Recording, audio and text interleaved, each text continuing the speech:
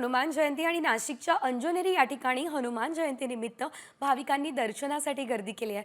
पहाटेपासूनच अंजनेरी पर्वताच्या पायथ्याशी असलेल्या मंदिरामध्ये भाविक येऊन दर्शन घेत आहेत। अंजनेरी या ठिकाणी हनुमानाचा जन्म झाल्याची आख्यायिका आहे।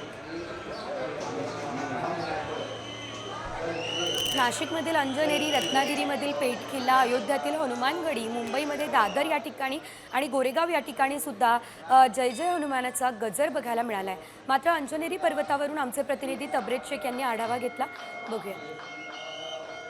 हनुमान जयंती नाशिकमध्ये मोठ्या उत्साहात साजरी होत आहे।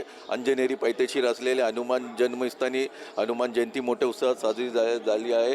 पहाटे 5:51 या ठिकाणी हनुमान जयंती साजरी करण्यात आलेली आहे। धार्मिक विधी पूजा करून या ठिकाणी हनुमान जयंती साजरी करण्यात आलेली आहे। आपण बघू शकतो एका हनुमानला विविध पोशाख घालून आणि त्यांचा पेटा घालून या ठिकाणी हनुमान जयंती साजरी करण्यात आलेली आहे। आपल्या बरोबर आहे मंदिराचे महंत, आपण त्यांच्याशी बोलूया।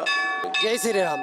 जिथं अमृताची थेंब पडली आणि जिथं अंजनी मातेने पुत्रप्राप्तीसाठी तप केलं, त्याच तपमुद्रेमध्ये इथं भव्य हनुमानाची 11 फूट मूर्ती बसलेल्या ध्यानस्थ अवस्थेत आपल्याला बघायला मिळते आणि त्याचंच बालरूपाचं दर्शन इथे अनेक भक्त घेतात। त्याआधी हनुमानांची महाअभिषेक पूजा आणि हनुमानांचा श्रृंगार केला गेला।